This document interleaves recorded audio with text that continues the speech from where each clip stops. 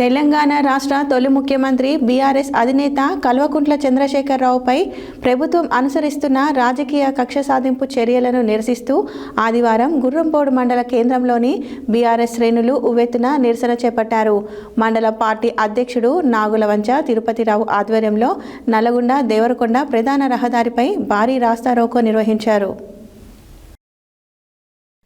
తెలంగాణ రాష్ట్ర తొలి ముఖ్యమంత్రి బీఆర్ఎస్ అధినేత కల్వకుంట్ల చంద్రశేఖరరావుపై ప్రభుత్వం అనుసరిస్తున్న రాజకీయ కక్ష సాధింపు చర్యలను నిరసిస్తూ ఆదివారం గుర్రంపోడు మండల కేంద్రంలోని బీఆర్ఎస్ శ్రేణులు ఉవ్వెత్తున నిరసన చేపట్టారు. BRS party working president KTR పిలుపు మేరకు మండల పార్టీ అధ్యక్షుడు నాగులవంచ తిరుపతిరావు ఆధ్వర్యంలో నల్లగొండ దేవరకొండ ప్రధాన రహదారిపై భారీ రాస్తారోకో నిర్వహించారు. ఈ సందర్భంగా రహదారిపై బైఠాయించిన నాయకులు, కార్యకర్తలు ప్రభుత్వ వ్యతిరేక నినాదాలతో హోరెత్తించారు. అనంతరం ముఖ్యమంత్రి రేవంత్ రెడ్డి దిష్టిబొమ్మను దహనం చేశారు. రాస్తారోకోతో కిలోమీటర్ల మేర వాహనాలు నిలిచిపోవడంతో ట్రాఫిక్కు తీవ్ర అంతరాయం ఏర్పడింది. సమాచారం అందుకున్న పోలీసులు అక్కడికి చేరుకొని నిరసనకారులకు సర్ది చెప్పారు. అక్రమ కేసులు బనాయించడం ఆపాలని డిమాండ్ చేస్తూ బీఆర్ఎస్ శ్రేణులు నిరసన విరమించాయి.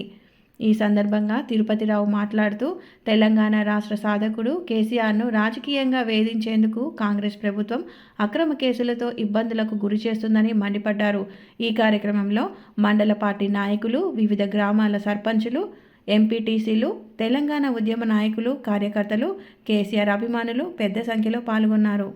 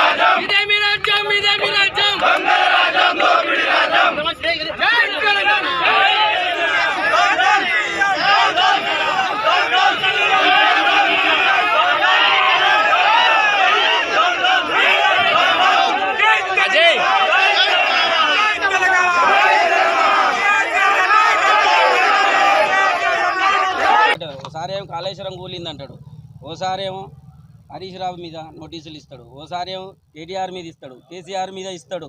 చేసేది తక్కువ. అది ఎలక్షన్లు పెడతాడు, ఎక్కడనో పోతాడు.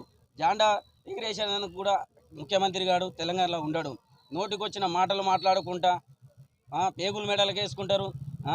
తలకాయ గోటికి తినాలి, అది తినాలి, ఇది తినిపిస్తాను మాట్లాడతాడు. రేవంత్ రెడ్డి మాట్లాడే మాటలు చక్కగా నేర్చుకోవాలి, మంచిగా మాట్లాడాలి. ఆయన రేవంత్ రెడ్డి ఎవరికి ఏం పాల్పన చేసిండు? కనీసం ముసలోళ్ళ పింఛన్లు ఇచ్చిండా, రైతు బంధువు ఇచ్చిండా, కళ్యాణ లక్ష్యం బంగారం ఇస్తాను ఇచ్చిండా? ఏమి ఇచ్చిండు?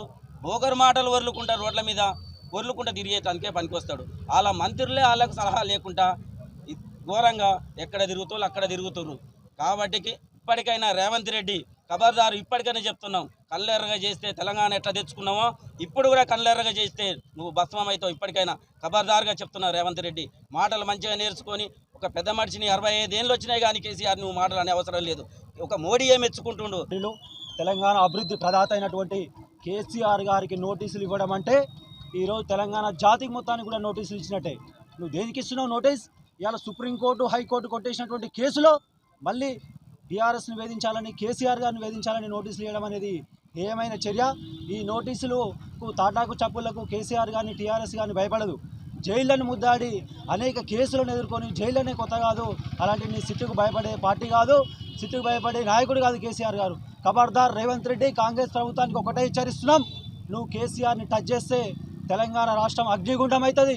మీ కాంగ్రెస్ నాయకులు ఇళ్లలో నుంచి బయటికి రాలేరు, రోడ్ల మీద తిరగలేరు అని చెప్పేసి హెచ్చరిస్తున్నాం. నువ్వు చెప్పిన హామీలు నెరవేర్చు, అంతేగాని కేసీఆర్ గారిని తెలంగాణను అభివృద్ధి చేసి ప్రపంచ పటంలో తెలంగాణను అగ్రస్థానంగా నిలబెట్టినటువంటి కేసీఆర్ గారి మీద కక్ష సాధింపు చర్యలు చేస్తామంటే బీఆర్ఎస్ పార్టీ కార్యకర్తలం, నాయకులం, అదేవిధంగా తెలంగాణ ప్రజలు కూడా ఊరుకోరు. ఖబర్దార్ రేవంత్ రెడ్డి హెచ్చరిస్తున్నాం, ఇప్పటికైనా బుద్ధి తెచ్చుకొని చక్కగా 2500 రూపాయలు కానీ పాపం ముసలి వాళ్ళు పాపం పెన్షను నేను వస్తా రాగానే మొదటి నెల 4000 రూపాయలు ఇస్తా అని చెప్పినావు. ఇంతవరకు దిక్కులేదు నాయన. మొగోడిని నేను 3 సార్లు 3 పంటలకు ఇస్తా అన్నావు. 2 పంటలు కాదు కదా, ఒక పంటకే దిక్కు లేదు. 2 సంవత్సరాలు అయిపోతుంది, ఇంతవరకు రైతు బంధు పడలేదు. యాసంగి సీజన్ ఇట్లా అయిపోవచ్చింది. రేవంత్ రెడ్డి ఇలాంటివి మానుకొని ప్రజాపాలన ప్రజల కొరకు పనిచేసే ప్రభుత్వం అనుకొని పనిచేయండి. ఈ చిల్లర మల్లర చేష్టలు మానుకొని ప్రజాపాలన ఎట్లా చేయాలి, ప్రజలకు ఏం సౌకర్యాలు ఉన్నాయి, ఏమేమి కావాలని తెలుసుకొని ప్రజలకు అభివృద్ధి ప్రదంలో నడిపించే పని చేయండి. కానీ ఈ చిల్లర పనులు మానుకొని ఈ సిట్ నోటీసులు ఇవి కేటీఆర్ కానీ, హరీష్ రావు కానీ, సంతోష్ రావు కానీ, కేసీఆర్ కానీ పంపడం సరికాదు. కేటీఆర్ని కేసీఆర్ని ముట్టుకుంటే తెలంగాణ రాష్ట్రం బగ్గుమంటది, అగ్నిగుండం అయిపోయి మీ ప్రభుత్వానికి కూల్చడమే, గద్దె దించడమే మా ప్రత్యేక ఎజెండా అని పేర్కొంటున్నాం అందరం. జై తెలంగాణ. ఏం విచారణలో ఏం తేల్చిర్రు? హరీష్ రావు గారిని పిలిచి ఏం తేల్చిర్రు? ఈరోజు కేసీఆర్ గారిని పిలిచి కూడా ఏమీ పీకలేరని చెప్పి ఈ సందర్భంగా మేము చెప్తున్నాం. కేసీఆర్ గారి జోలికి వస్తే 2014కు ముందు రాష్ట్రం ఏ విధంగా అయితే అతలాకుతలమైందో అంతకంటే ఎక్కువ రాష్ట్రంలో అల్లర్లు చెలరేగుతాయి. మేము బీఆర్ఎస్ పార్టీ చాలా బలంగా ఉన్నాం.